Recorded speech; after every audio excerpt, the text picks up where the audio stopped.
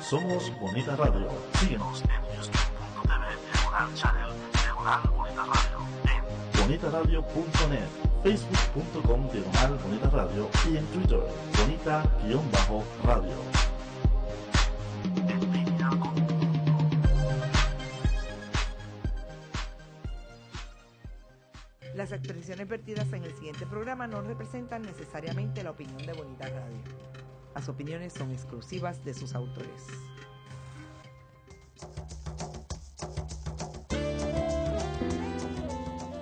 Bienvenidos a Puerto Crítico, un puerto seguro para la crítica, desde el amor y la alegría, desde el compromiso y la solidaridad. Un espacio de análisis y debate donde la ciudad y el pensamiento crítico son protagonistas.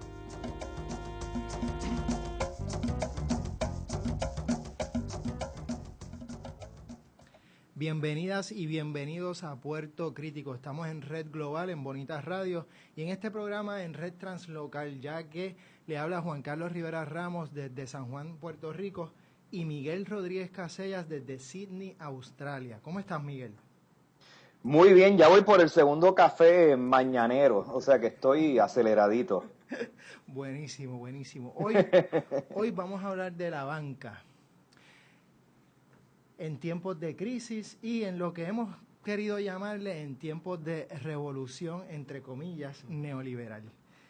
Con nosotros tenemos una persona muy interesante, una persona que tiene una formación muy diversa y nos parece con unas perspectivas que pueden arrojar luz a esta discusión que es tan compleja por un lado y tan simple por otros. Sí. Así que queremos darle la bienvenida a esta persona que es sociólogo, abogado, trabajó por 10 años en la banca, en la división de cumplimiento legal y social, en el área social de cumplimiento legal y es director de la Comisión de Banca del Senado. Queremos darle la bienvenida a Rafael Zúñiga Rodríguez. Bienvenido, Rafael, ¿cómo estás? Muchas gracias, Juanqui. Muy buenas tardes a todos los que nos escuchan. Buenos días a Miguel.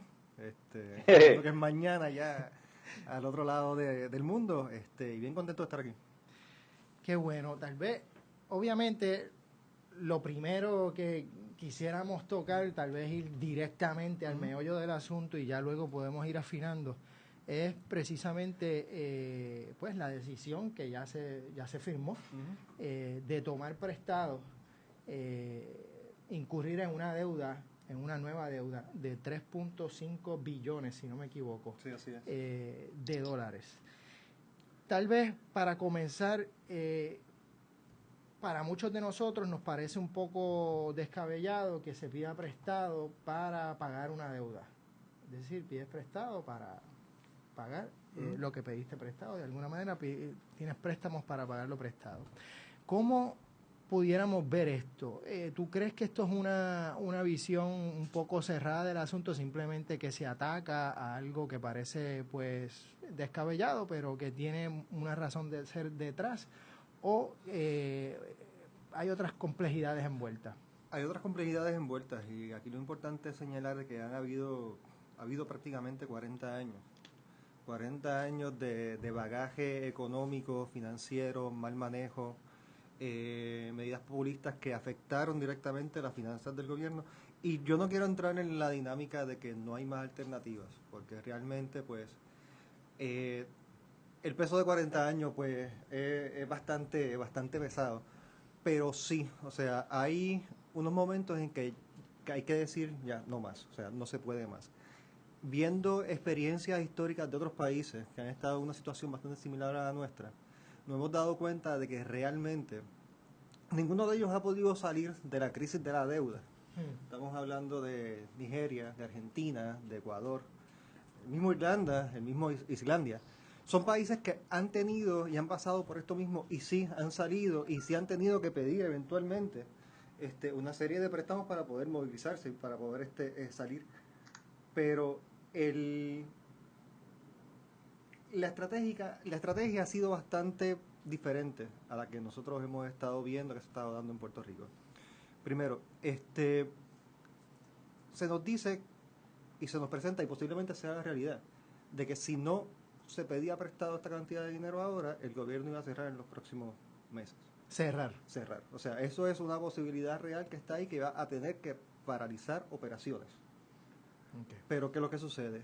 Que se puede pedir dinero ahora y dentro de 3, 4, 5 años, si no hay unos cambios estructurales en el sistema en que opera el gobierno, si no hay unos cambios en términos de lo que es el desarrollo económico del país, de las estrategias de desarrollo económico del país, va a pasar igual.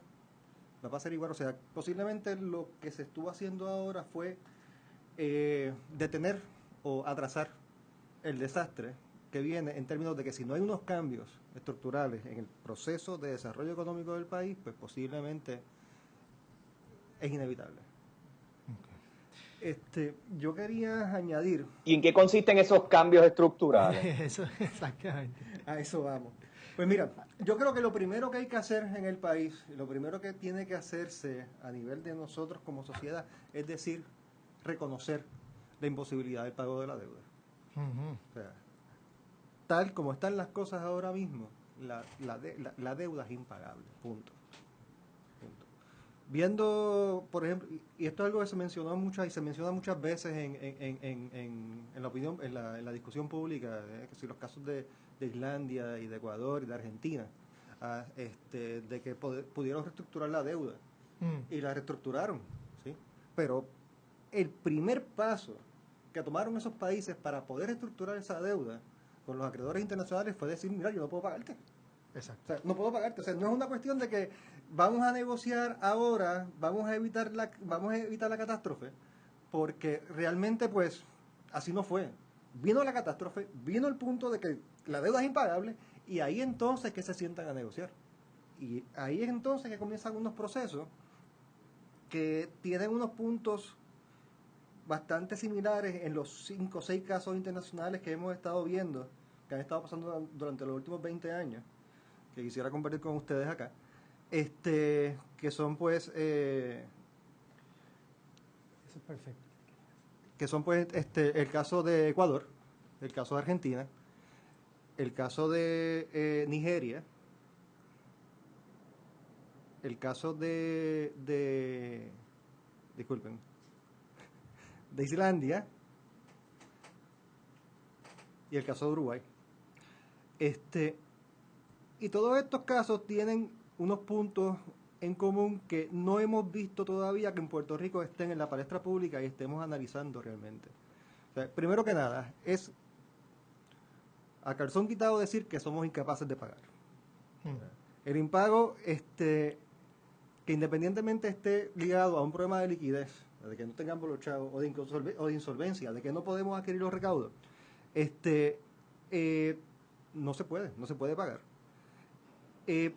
Ese punto de decir que no se puede pagar la deuda ha venido acompañado entonces de sentarnos a negociar con los acreedores. Mira, o sea, no puedo pagarte, tiene que haber, y esto ha sido común en los 5 o 6 casos estudiados, que ha habido un proceso de condonación de la deuda. Condonación de la deuda. Okay. Nigeria se sentó con el Club de París y dijo, no te puedo pagar. El Club de París dijo, está bien, yo te puedo perdonar parte de la deuda. Se sentó con el Banco Islámico de Desarrollo, que también era uno de sus grandes acreedores, y le dijo, mira, yo no te puedo pagar.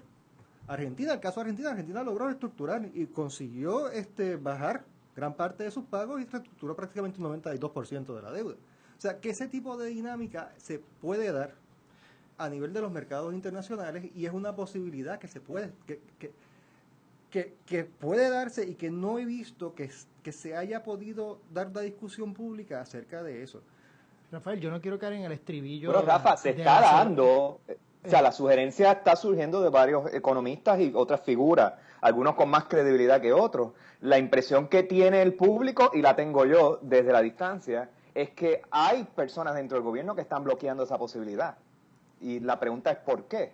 O sea, porque si se podía admitir esa situación y si hay un clima favorable en la opinión pública a aceptar eso, ¿por qué endeudarnos con 3.5 billones adicionales y no entrar en ese proceso de negociación cuando hay precedentes y cuando la opinión pública está receptiva a entender eso? O sea, que no tiene un costo político mayor. Daría la impresión que hay un costo económico a unos sectores y que hay personas en el gobierno protegiendo esos sectores. Y lo digo con con respeto, pero también con sospecha. No, sí, y, o sea, y es una realidad que está ahí y que posiblemente podemos hablar de ese punto ya mismo. Ajá.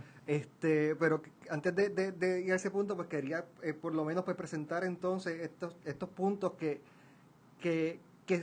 podemos traer a la mesa de negociación y podemos entonces presentarlos como alternativas, viendo entonces el caso de estos países que se han atrevido a renegociar y reestructurar la deuda de una manera favorable para su sociedad y sus poblaciones.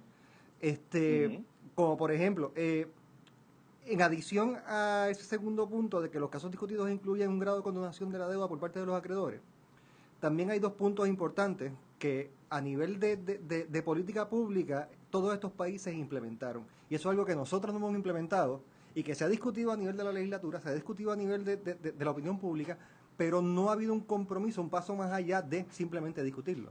Que es, primero, hay que ligar la reestructuración de la deuda y hay que ligar el pago y el servicio de la deuda a la producción, a los índices del Producto Interno Bruto.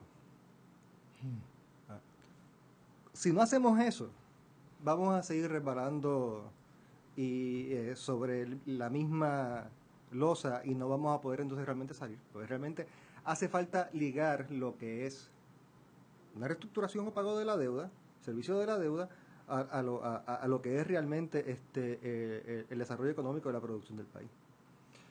Lo otro también que es importante que se ha dado en estos países y que ha sido un modelo a seguir bastante interesante por otros países que no han caído en lo mismo, pero sí han tomado medidas profilácticas con el asunto, es realmente crear, y no estamos hablando aquí ahora de crear más burocracia gubernamental, pero crear realmente participación ciudadana y monitoría de la deuda. Organizaciones ciudadanas, agencias en algunos países, en otros han sido realmente organizaciones de la sociedad civil con cierto reconocimiento por parte del Estado, de personas de la misma sociedad civil que monitorean entonces cómo está dándose la política fiscal y la política económica con relación a ese servicio de la deuda. Y por último, algo que se tomó en cuenta en Europa ahora con toda la cuestión de la crisis del euro y de la crisis de Portugal y Grecia, fue el asunto de que se exija cláusulas de responsabilidad colectiva en los acuerdos de reestructuración de la deuda con parte de los acreedores. ¿Qué significa eso? Bueno, significa que el inversionista es responsable si hizo una mala inversión. O sea, históricamente, en términos de inversiones en lo que es emisión de bonos de deuda nacional, de deuda pública, siempre se ha tratado de que los estados creen los paliativos y que los gobiernos pues creen los matrecitos para que en caso de que haya habido una mala inversión, pues el inversionista no salga perjudicado, o sea, el gobierno y sus sociedades las que salgan siempre tranquilas. En este tipo de cláusulas de responsabilidad colectiva, que eso, si mal no recuerdo, el primer país que lo implementó fue Uruguay, cuando reestructuró su deuda a principios de la década de los 2000,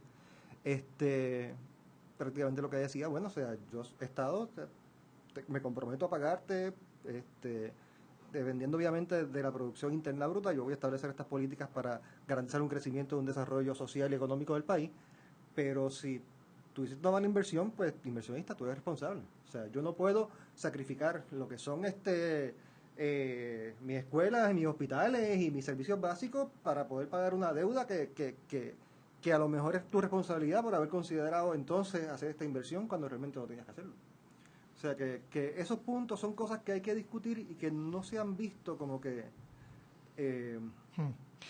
Fíjate, has dicho varias cosas importantísimas y me vienen dudas de cada una de ellas. Una es, nuevamente, yo no quiero entrar en el estribillo de que no somos soberanos, no podemos hacer nada, pero es cierto que dado que la Constitución exige que se paguen las deudas no podemos tomar las iniciativas que tomaron estos otros países, o eso es una falacia, Bueno, por un lado.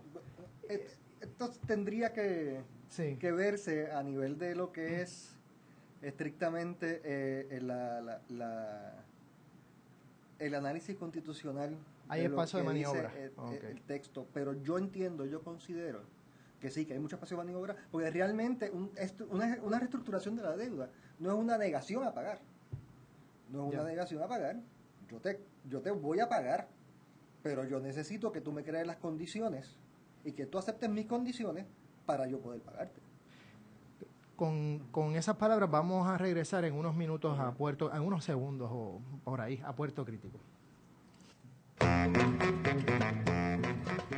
Cultureate. La cultura del mundo tiene su espacio en la red. Escucha las múltiples voces de la diversidad. Entérate de lo que no sabías y cuéntanos lo que no sabemos. Una revista cool y cultural. Cultureate, todos los jueves a las 5 de la tarde por Bonita Radio. En línea con tu mundo.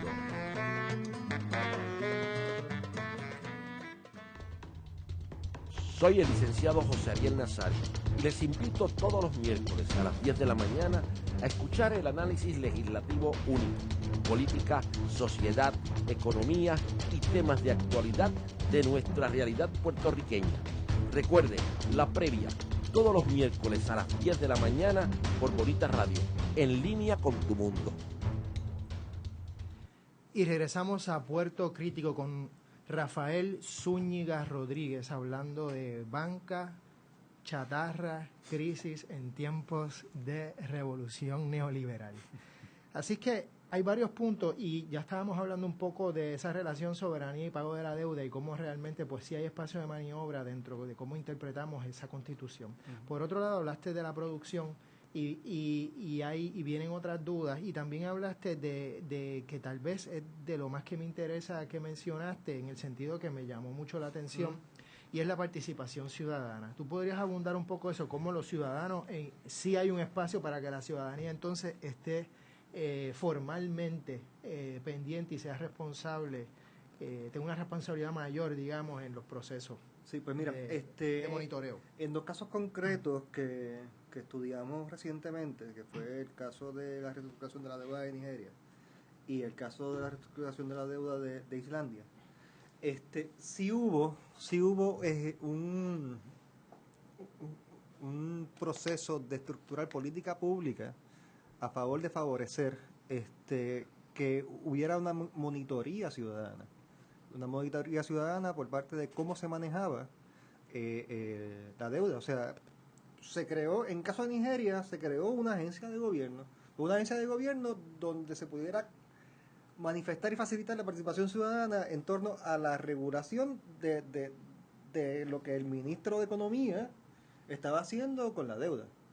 Y lo que el Tesoro de la Federación Nigeriana pues estaba haciendo con relación a la reestructuración. En el caso de Islandia pues fue un poquito mucho más sencillo, porque al darse toda la cuestión de la crisis y todo el asunto, la misma ley favoreció entonces a que los mismos ciudadanos estuvieran pendientes de todo el proceso de reestructuración.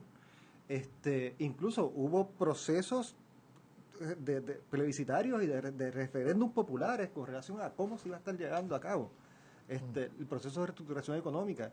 Y bueno, vale la pena recordar entonces que el rescate que en un momento se consideró a dar a los 3 bancos principales que quebraron en Islandia y que fueron la causa de la crisis y de la crisis y del impago de la deuda de todo el asunto, fue un referéndum popular que la gente dijo, mira, no, o sea, no vamos a rescatar a estos bancos.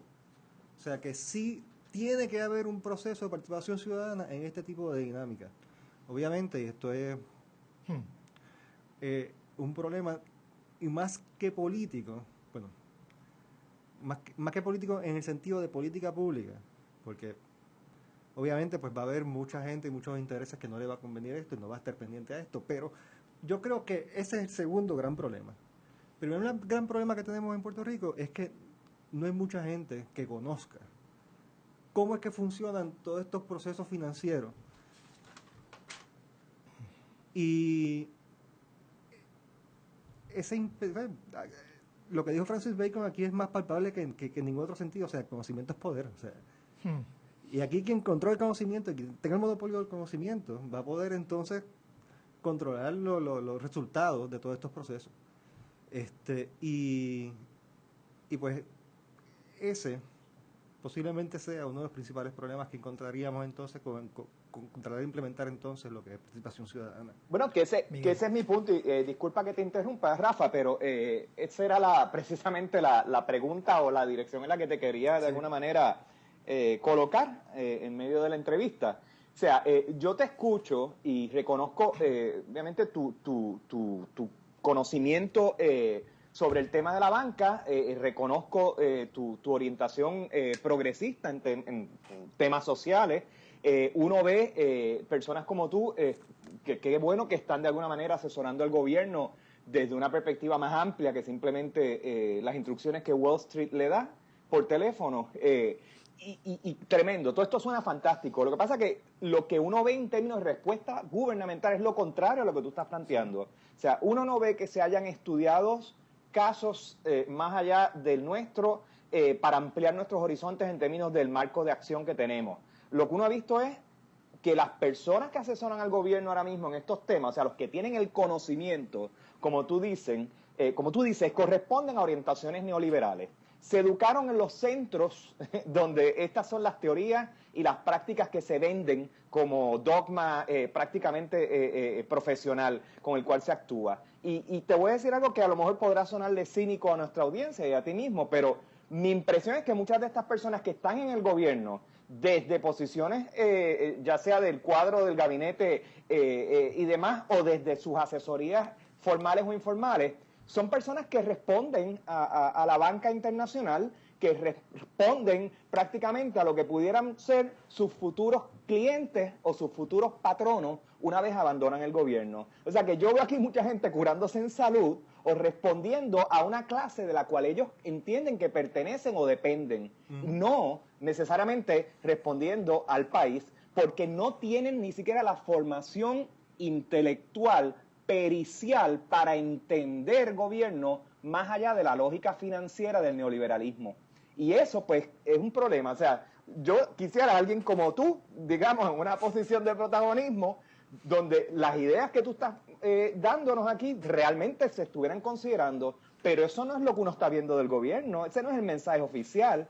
El mensaje oficial es, primero, democratizar la culpa, todos tenemos la culpa, y entonces así relativizamos los verdaderos responsables de la movida, y 3, decimos que no tenemos otra alternativa, que esto es lo que hay que hacer porque no hay otra, y hay un poco aquí de confusión intencional en decirnos que esto es muy complicado, que esto ustedes no lo entienden, que tienen que confiar en nosotros, pero uno no escucha posturas como la tuya, o por lo menos desde donde yo estoy y desde lo que estoy leyendo a nivel de medios, yo no escucho ese análisis del gobierno, lo escucho de otros economistas e intelectuales en el país, pero no del gobierno. ¿Cómo tú te posicionas frente a eso? O sea, ¿estoy siendo un cínico aquí, conspiracionista, o de verdad que la gente que tiene la sartén agarrada por el mango en el gobierno responden a clientes internacionales del capital financiero y no al país? Pues mira, yo llevo, y esto es un análisis que voy a compartir públicamente con ustedes acá. Yo llevo un tiempo, y esto ya lo he comentado con varios amigos, llevo un tiempo desarrollando lo que es la teoría del poder de los intermediarios. En Puerto Rico se da una dinámica bien interesante donde los poderes tradicionales,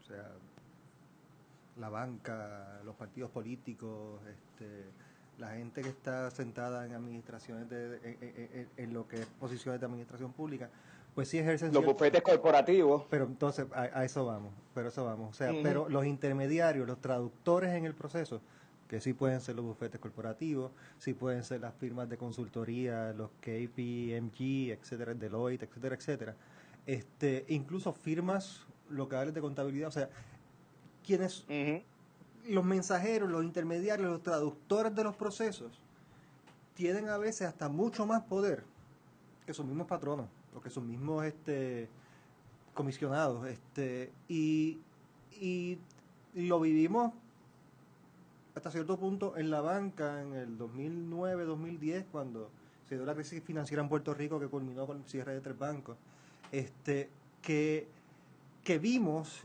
que la dinámica de estos sectores que son los consejeros, son los consiglieri, son los que prácticamente sirven de puente entre los poderes de allá y los poderes de acá, que ocupan posiciones temporalmente en el gobierno, salen, regresan, son realmente pensando en su labor más bien como intermediarios. O sea, y es interesante que no se ven como dueños del proceso y de los últimos medios del poder público, sino que si entran dentro del gobierno, pues temporalmente para poder garantizar su posición como intermediarios después que salgan. O sea, sí, se da esa dinámica desgraciadamente, y no es un sueño conspiracionista, sino que lo vemos todos los días, los que hacen los estudios, los que recomiendan ciertos vías de acción, pues sí están ahí. Aunque también hay que reconocer que hay muchos otros, bueno, no son tantos muchos, pero sí, habemos otros, que sí estamos pendientes del proceso y que sí lo ventilamos públicamente. O sea, mira, hay una realidad aquí que se dio la semana pasada a nivel del piso del Senado. O sea, hubo 3 senadores que se opusieron, por ejemplo, con unas razones bien válidas, con unas razones de peso, basados en el conocimiento de los procesos financieros y de esta misma experiencia internacional que se ha dado, de que se opusieron entonces a esta emisión de bonos. De que no se le haya dado tanta vocalidad, de que no haya caído en el análisis público acerca de las razones por las cuales se negaron a participar en esa emisión, aún conscientes del asunto de que posiblemente si no se aprobaba esta emisión de bonos, pues el gobierno iba a tener que paralizar operaciones más temprano que tarde. Se enfrentaron. Hay muchos otros economistas que lo están diciendo públicamente, o sea, y también se relacionan con este tipo de centros de poder, de los intermediarios, como digo yo. Pero sí, o sea, sí. Rafael, una de las cosas que mencionaste también fue la producción. Y la verdad es que aparte de iniciativas individuales o individualistas de promover industrias de creativos o la idea de hacer empresarios de cada persona de alguna manera, sí. No parece haber unos proyectos amplios de política pública de desarrollo económico, desarrollo social económico, sí. Con una plataforma, digamos, más con una visión de país y con unas miras y con unas metas establecidas muy claras. Igual me equivoco. Entonces me gustaría ver cómo tú ves estas iniciativas que se están dando, donde si bien promueven unas industrias nuevas, creativas y demás, no parece haber una visión mucho más amplia de hacia dónde va el país. ¿Es esto otra mirada más, digamos, neoliberal, donde cada cual pues sea su propio capitalista o su propio empresario, o esto realmente aspira a crear, digamos, unas plataformas, unas infraestructuras económicas que de alguna manera pues sí van a permitir que la economía se desarrolle de formas alternativas? Antes de llegar a tu respuesta, vámonos a una pausa. De Letras, todos los jueves a las 6 de la tarde usted tiene una cita con el mundo de la literatura. Por aquí, por Bonita Radio. Con Dinora Marzán y Emilio del Carril.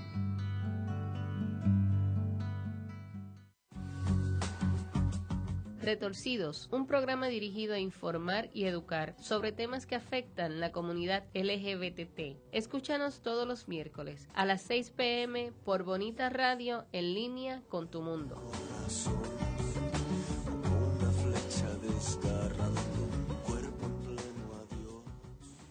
Y regresamos a Puerto Crítico con Rafael Zúñiga Rodríguez, hablando sobre banca, crisis, chatarra en tiempos de revolución neoliberal. Rafael, cuéntanos. Pues mira, no podemos olvidar las razones sociológicas que hay detrás de los procesos económicos que vivimos hoy día.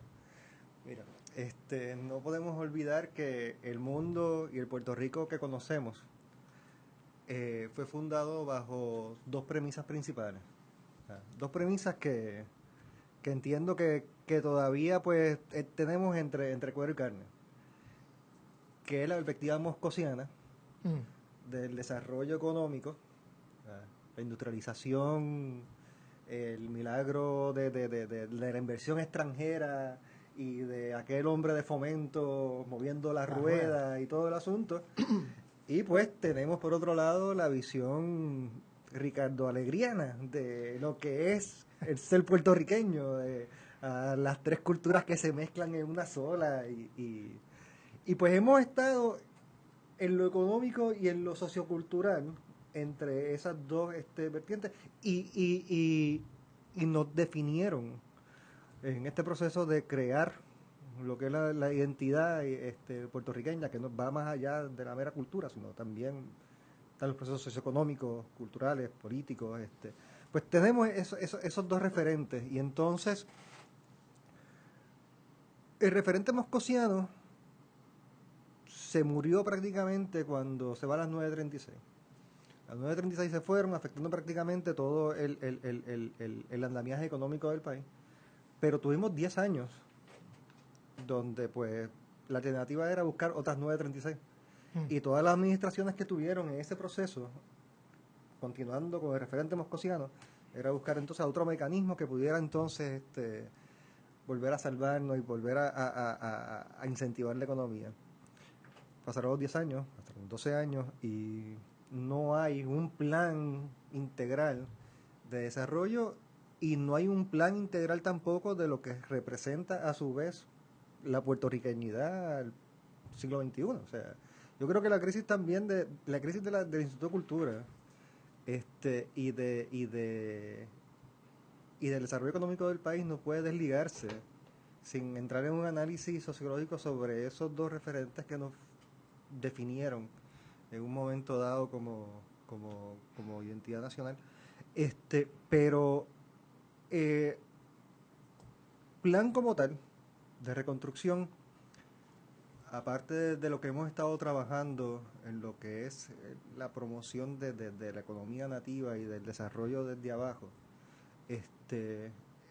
muy a pequeña escala, pues todavía no se ha masificado, o sea, y es una realidad. Y hasta que no haya realmente un plan de desarrollo económico del país que vaya más allá de seguir buscando inversión extranjera y que no tenga presente lo que es la sustitución de exportaciones, o sea, convertirnos nosotros en productores para exportación, en una distribución de la riqueza mucho más equitativa a nivel de lo que se produce en Puerto Rico, yo no veo que podamos tener entonces realmente, o sea, una salida a la crisis. Bueno, y lo otro es que vemos también, Rafa, que el problema eterno ha sido el país que tiene demasiada gente, que no provee suficiente trabajo o andamiaje productivo para emplear esa gente, y que por ende tiene que recurrir a la expulsión. Y en algún momento esa expulsión pues fue oficial, o sea, la relocalización de puertorriqueños a Nueva York fue una política, o a Estados Unidos, vamos a decir, principalmente la costa este, fue una política impulsada por el propio gobierno popular durante sus largos años de administración, digamos, sin oposición política, claro, que parara sus gestiones. O sea que eso fue una postura importante. Ahora es el ciudadano en su carácter individual, y claro, después de más de un siglo de vínculos con Estados Unidos y opciones y demás, que está ocurriendo esa migración. Lo que yo no entiendo dentro de todo ese, o sea, revisando la historia y las narrativas que nos han explicado como problema o como receta para salir de él, lo que yo no entiendo es que, por un lado, el país sobrepoblado con pocos empleos, y con un gobierno que sustituye esa incapacidad de generar empleo, prácticamente creciendo de una manera monstruosa e irracional, pero por otro lado, ahora la queja, ¿verdad?, del típico secretario de Hacienda es que no hay suficiente gente, que nuestra base de captación de impuestos ha mermado porque se han ido, y demás, y pues todas las otras retóricas de que si los profesionales productivos o los que están en edad de producción o demás, que se están yendo del país y todo eso. Entonces, esa lógica como que es incompatible. O sea, si por un lado somos muchos y no nos pueden emplear, se dice y por otro lado, no, estamos perdiendo población, ¿qué problema tenemos ahora? Porque entonces no tenemos captación. Entonces, en toda esta discusión, como que no sale lo que sí parecería ser obvio, digo, lo dicen otros partidos, no los dos partidos dominantes, que es, oye, Puerto Rico tiene un aparato productivo farmacéutico, ¿por qué demonios no subimos el impuesto que le estamos poniendo a esa gente?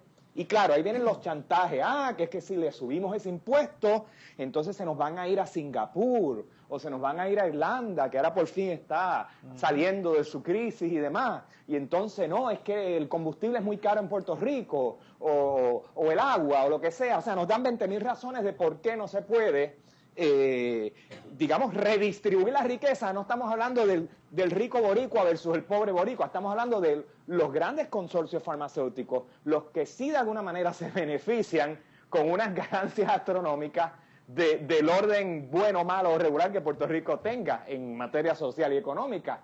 O sea que, ¿por qué no se considera esa opción? ¿Por qué no está sobre la mesa? ¿Y por qué la discusión se queda en lo chiquito?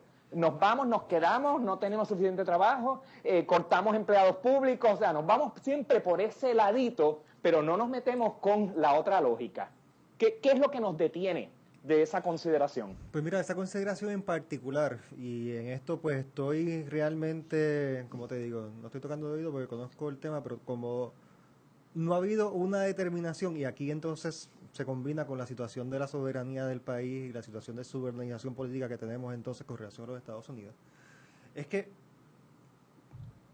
la discusión en torno a subir los impuestos a las farmacéuticas, por ejemplo, que todavía están operando en el país, pues habría que entrar en una consideración de que si el Departamento del Tesoro de los Estados Unidos está cobrándole unos impuestos que según el Partido Republicano de los Estados Unidos tienen que cobrarle, pero no le están cobrando. Es discrecional, es lo que alegan los republicanos. Ajá. Sí. Y entonces, pues, el discurso acá es que un aumento en los impuestos a este tipo de corporación pondría entonces en el loop del Departamento del Tesoro Federal sobre estas corporaciones, y entonces significaría que cabe la posibilidad de que el Departamento del Tesoro de los Estados Unidos también le ponga impuestos entonces a estas corporaciones. O sea, incluso se ha dicho de que este tipo de vista larga que ha estado implementando el Departamento del Tesoro Federal con relación a estas compañías es un subsidio. Es un subsidio que se le está dando al gobierno de Puerto Rico. De ahí a que eso sea realmente la razón para no considerar seriamente un aumento a los impuestos, pues mira, de verdad que saco mis manos y te digo, no sé, eso es una consideración que hay que tomar en términos de que si realmente se va a continuar entonces reproduciendo estos modelos de desarrollo o no. Pero vuelvo y te repito, o sea, no es tanto el asunto de que se le va a cobrar más impuestos o menos impuestos. Yo creo que el problema principal es el modelo. O sea, el mismo modelo económico que estamos sosteniendo y que estamos viviendo actualmente ya no da para más. O sea, un aumento de impuestos a corporaciones extranjeras que están aquí en Puerto Rico, porque en algún momento dado se les prometió entonces algún tipo de incentivo contributivo, pues mira, es un parche, es un remedio que a lo mejor nos puede sostener por un tiempo, pero de todos modos, la mera consideración del asunto es realmente seguir alargando la agonía de un modelo que ya prácticamente está muerto. O sea, hay que ponernos creativos. Ahora que tampoco está funcionando bien ese modelo en el resto del mundo, claro. Porque los problemas, o sea, yo estoy viviendo en otro país ahora mismo que tiene obviamente unos indicadores económicos extraordinariamente favorables bajo cualquier lente, pero aún dentro de este gobierno la falla grande es que se está perdiendo un sector manufacturero, que no son, las industrias, digamos, ya no necesitan las manos de obra enormes, o sea que es un modelo que está generando desempleo, que está generando desasosiego y crisis social. O sea que no es en Puerto Rico nada más. Claro, eso no es para consolarnos y decir que no hay que hacer nada, claro. Pero o sea, hay un problema en el capital, digamos, como está organizado ahora mismo, y yo creo que entonces, trasciende la situación boricua. Claro, y por ese mismo lado entiendo que es la revisión del mismo modelo de producción, qué y cómo se produce, es lo que debemos ir considerando, y creo que el asunto de la economía creativa es un pequeño paso hacia esa dirección. O sea, qué se produce y cómo se produce es una alternativa que está ahí, que se ha estado considerando. En otros asuntos, o sea, la exportación de servicios, sobre todo de servicios que vayan dirigidas a la administración de corporaciones sin fines de lucro, que hemos estado viendo que hay algunas que han estado promocionando y efectivamente gesticulando unos modelos de organización social que son bastante nuestros, pero a la misma vez pueden ser implementados en otros lugares. Mira, ese tipo de servicios también puede ser visto como un posible paso hacia otros modos de producción que necesitamos entonces en el país. Háblame de esa industria un poco más, la creativa. La creativa. ¿Qué es lo que se propone con este impulso de la industria creativa y qué realmente es lo que hablamos cuando hablamos de industria creativa? Pues mira, yo creo que la persona más ideal para hablarte de eso es el mismo Miguel, que lleva una trayectoria de estudio. ¿Oíste, Miguel? De estudio de lo que son los fenómenos creativos y su impacto social y socioeconómico. Pero mira, o sea, más allá de lo que es la industria creativa, que ha estado bastante en la palestra pública del país, que a grosso modo es tomar entonces ese caudal de creatividad que se está dando en Puerto Rico, que ya está funcionando en sectores de la producción cultural, y maximizarlo y venderlo y darle un reconocimiento a lo que es realmente su relación con el desarrollo de riqueza en el país.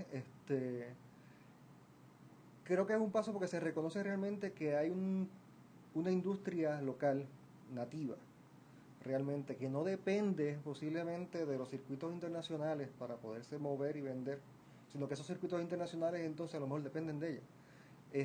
Y que no se ha reconocido en términos históricos su valor, y creo que lo que es el concepto de industria creativa pues puede ser un paso adelante hacia encontrar diferentes modos de diversificación económica que nos puedan entonces ir sacando del hoyo poco a poco. Miguel, ¿algún comentario?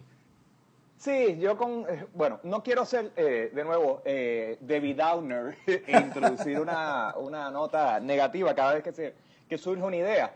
Lo que pasa es que, o sea, escucho de industrias creativas y veo los referentes que se manejan y no sé, una parte de mí piensa que esto es cultura hipster extraída de lugares donde ya hay unos excesos, tú sabes, de gente, de capitales que permiten entretener unos grupos con estas ideas, porque realmente los motores económicos grandes están en otros sitios y estos son casi que, tú sabes, el frosting de un bizcocho bien grande que está cocinado por otros intereses.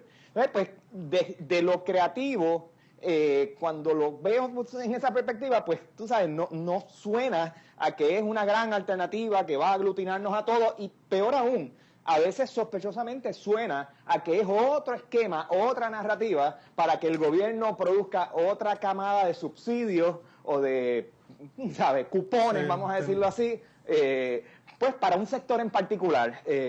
No sé, o sea, no sé si esto es la respuesta que pudiera contrarrestar, digamos, todas estas fuerzas de retranqueo en nuestra economía. Definitivamente no lo es. No lo descarto, pero no sé, no sé si tiene la escala o la proporción para poder ser una alternativa. A eso mismo voy, Miguel, es que no va a haber nada ahora mismo que tenga la escala para ser únicamente la alternativa. O sea, y esto yo creo que tenemos ya que entenderlo de una manera. O sea, el modelo moscosiano del monocultivo industrial, eso se acabó. O sea, no podemos poner todos los huevos en la misma canasta. No podemos decir, mira, la idea de las industrias creativas nos va a sacar del hoyo. Pues realmente no es cierto. O sea, las industrias creativas, únicas y exclusivamente, es un paso más, es un elemento dentro de muchos más que hay por ahí que tienen que integrarse, que tienen que enlabonarse. Mira, si hay algo que yo entiendo que las industrias creativas tienen una particularidad, es que todas estas industrias no son únicas, o sea, no tienen un componente de unicidad en el sentido de que por sí sola puede funcionar en el sistema de producción de cualquier tipo de sociedad. O sea, las industrias creativas dependen de muchas otras. Están por obligación pues interconectadas con otros tipos de industrias que les da entonces una característica de interdependencia dentro del sistema económico. O sea que por ese lado ya ese reconocimiento de que un solo modelo, una sola estrategia de desarrollo nos va a sacar del hoyo. O sea, necesitamos realmente ir pensando en diferentes formas, en diferentes esquemas, en diferentes ideas que puedan enlabonarse y que puedan entonces ir funcionando, pero vamos a olvidarnos de que va a haber una sola panacea que nos va a sacar del hoyo, porque realmente eso, a nivel de cómo estamos viviendo ahora mismo, es prácticamente imposible. Estamos de acuerdo. El problema principal es que el capitalismo, como decía Saskia Sassen hace 4 años atrás, cuando estuve en Puerto Rico, no necesita ya de gente para poderse reproducir. O sea que habemos unos grandes sobrantes sociales que no, con muchísima preparación, que no encuentran manera de absorberse dentro del mercado laboral porque sencillamente no son necesarios. Y entonces, pues, a veces un poco pienso que la rúbrica de las industrias creativas suena como al nicho que va a emplear a toda esa masa sobreeducada, que es un problema que tenemos ahora mismo. Sí. O sea, tenemos más gente educada que nunca antes en la historia de nuestro país y no tenemos necesariamente el sistema económico que esté predicado bajo la rúbrica de emplear a esa gente. O sea que sí, estamos hablando de sobrantes humanos. Y sí, estoy de acuerdo contigo. Una sola alternativa, el monocultivo, sea de la naturaleza que sea, no nos va a resolver el asunto. Pero entonces, de nuevo, esto parece que está pidiendo una revolución a otro nivel. O sea, no es simplemente ponerle parchos como tú estás diciendo. Y la pregunta es, ¿por qué no se está teniendo esa conversación más profunda a nivel de gobierno? Con ese pensamiento regresamos a Puerto Crítico.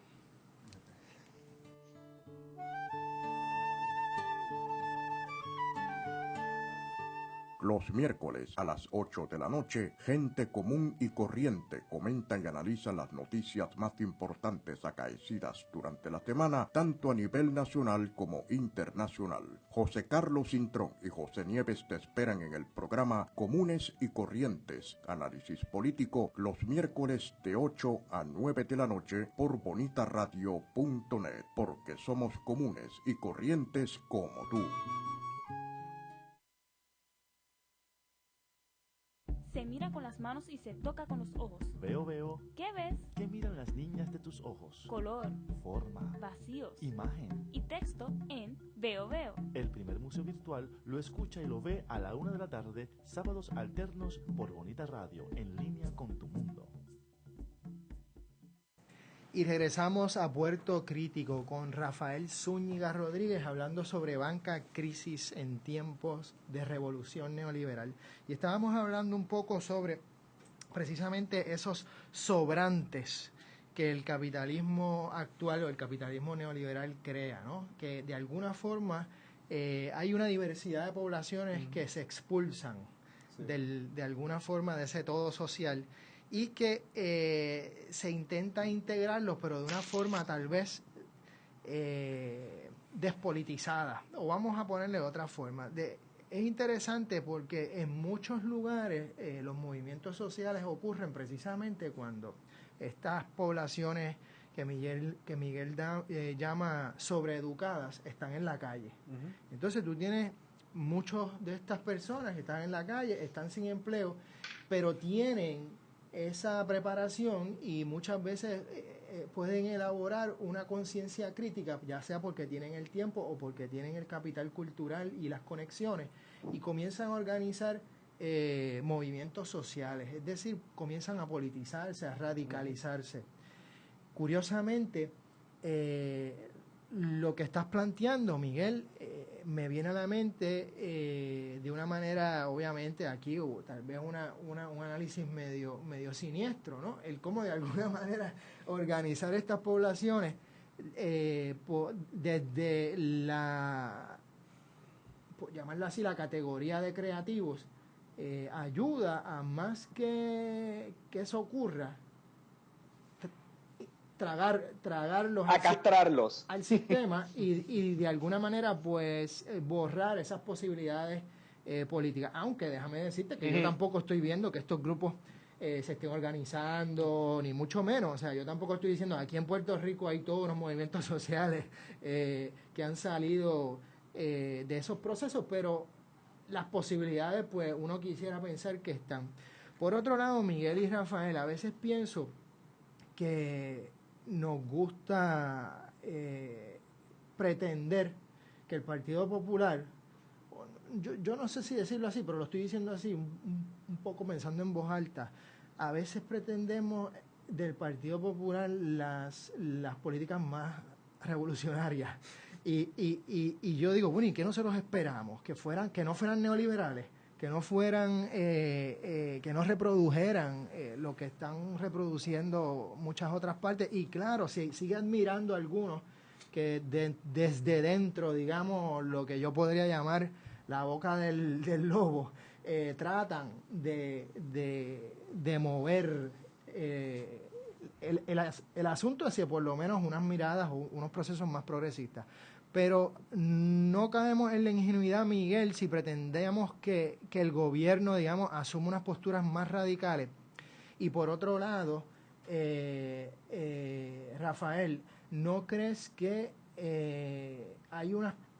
se cae, digamos, en esos procesos de despolitización cuando simplemente hablamos de las industrias creativas en relación a estos grupos de jóvenes, porque usualmente son jóvenes, sobreeducados, como les llamó Miguel? No sé si estoy lanzando, no sé si estoy siendo coherente, pero por ahí va la cosa. Bueno, pues vamos a ver. Pensamientos sobre eso. Pues mira, yo recuerdo hace varios años atrás cuando se dio aquella catástrofe del Prestige en la costa de Galicia, de que, o sea, había un derrame de petróleo de una barcaza, un remolcador de petróleo, para los radioescuchas. Sí, uno de los catástrofes ecológicos más grandes que se han dado en la historia de la humanidad, y no solamente eso, sino que afectó directamente los modos de vida, la economía de Galicia. Galicia pierde una industria pesquera fuerte,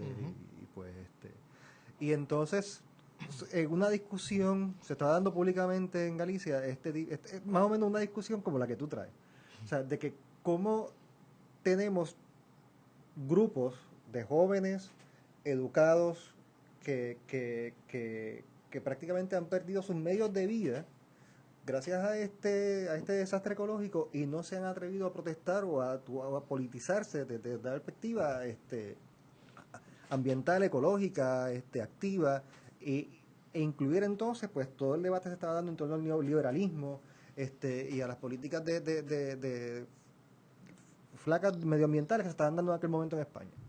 Entonces había un analista que decía que desgraciadamente históricamente el gallego no protesta, el gallego emigra. Y entonces ándate aquí. Vamos, seguimos. Ajá. Y entonces hace las dos cosas. Y entonces el análisis de la migración ahí tiene también un punto bien importante dentro de lo que es la identidad y lo que ha sido la historia nuestra. O sea, por razones políticas, por razones de estructuras de poder, obviamente, expulsaron gran parte de la masa puertorriqueña de la segunda mitad del siglo XX. Y aún tenemos todavía esa misma situación de que si las cosas me van a mal, cojo las cosas y me voy. Y sinceramente, o sea, muchos de nosotros lo hemos considerado, o sea, y pues, y no, o sea, y yo soy el principal criticón de aquellas perspectivas que hablan de que el que se va es un traidor de todo el asunto. O sea, yo vengo de una familia de inmigrantes, vamos, o sea, mi familia es chilena y llegó a Puerto Rico emigrando, y la inmigración es un fenómeno social y cultural importante en nuestros pueblos, pero ha servido como válvula de escape para posiblemente quitar una masa humana crítica que pudo haber reventado hace mucho tiempo atrás por las situaciones económicas y sociales que vivimos en el país y que no se ha dado entonces esa chispa, por un lado. Por otro lado, pues volviendo entonces a lo que estabas hablando de las estructuras de políticas partidistas, y la esperanza que mucha gente tuvo en que cambiaran las cosas, mira, o sea, no podemos ser ilusos tampoco. Sí, o sea, hay gente que posiblemente se tiran Y a lo mejor no es ni siquiera el discurso de cambiar las cosas desde adentro, porque es que a veces, en estos días que ha habido mucha discusión, sobre todo en las redes sociales, sobre dos compañeros que lucharon y que fueron excelentes internamente en tratar de modificar ciertas estructuras y conseguir unos cambios. Mira, vamos a ser realistas, o sea, tú miras al abismo y el abismo te mira a ti para atrás, como decía Nietzsche. O sea, y cuando uno se involucra en estos procesos, pues uno tiene una posiciones subjetivas específicas para poder entonces trabajarlas. Y en el momento en que yo no pueda lograr las cosas que yo éticamente creo, pues diré adiós. Pero Miguel, 5 segundos de reflexión. Sí, nada, es que vamos siempre al tranque del asunto. O sea, estoy contigo, Juanqui y Rafa, en que pedirle al Partido Popular un entendimiento más allá de sus políticas neoliberales es complicado. Del mismo modo, el Partido Popular juega todo el tiempo, no solo cada 4 años cuando va a las urnas, juega a convocar, ya sea desde sus narrativas, discursos, pues a sectores, digamos, progresistas que de alguna manera los necesita, son indispensables para llegar al poder. Y pues, si no eres lo suficientemente progresista, pues ni siquiera coquetees con eso, sería mi mensaje al Partido Popular. Claro, sobre por qué los grupos no se están organizando, pues ahí es que volvemos a lo que yo he llamado, y es una cantaleta mía, chamaquitismo. O sea, hay unas posturas que cooptan la estética de la radicalidad sin la radicalidad. En otras palabras, sin las herramientas o la intención siquiera de alterar las estructuras políticas del país. Y en ese sentido, pues, hay dos polos de conservadurismo que están operando en Puerto Rico, los de los partidos tradicionales, pero también los de una cierta pseudoizquierda o pseudoprogresismo que no tiene como propósito revolucionar ni desde adentro ni desde afuera. Y nada, pues, habría que, ¿sabes?, por fin ya entrar en unos espacios de sinceridad y reconocernos que ese escollo está ahí. Pero claro, cada vez que se dice, se resienten, se forma el bochinche, se hieren estos mismos sectores, sacan sus credenciales de la calle de que ellos son radicales de verdad. Entonces, pues, hay un poco de falta de sinceridad, creo yo, de honestidad intelectual en la conversación que estamos llevando en Puerto Rico en ese sentido. Bueno, ¿cómo precisamente dejamos de, aunque lo asumamos, de mirar el abismo y miramos a los rostros y decimos, gente, ¿qué vamos a hacer, no? Y eso incluye precisamente a los que se van a esa diáspora, que no solamente crea unos vacíos, sino que también produce y pare posibilidades políticas, porque también hay que ver que desde la diáspora hay muchas instancias en que las personas se radicalizan y pueden, digamos, crear posibilidades de país. Ahí las historias de tantas madres y padres de patrias que han venido del exilio. Así que un poco, ¿cómo pudiéramos combinar esa diáspora? ¿Cómo podemos agarrar todas esas realidades de Puerto Rico, movilizarlas y radicalizarnos para no buscar las alternativas en un partido tradicional, sino en muchas plataformas políticas y en muchos espacios sociales que creen posibilidades de vida? Ya veremos, pero el llamado es a radicalizarnos, el llamado es organizarnos, el llamado es a como mínimo a tener honestidad intelectual y compartir y conversar para ver cómo de ahí en adelante creamos nuevas solidaridades. Muchas gracias, Rafael, por estar con nosotros. Gracias, Miguel. Gracias, Natalia Suárez, por ser nuestra técnico. Nos vemos la semana que viene en Puerto Crítico.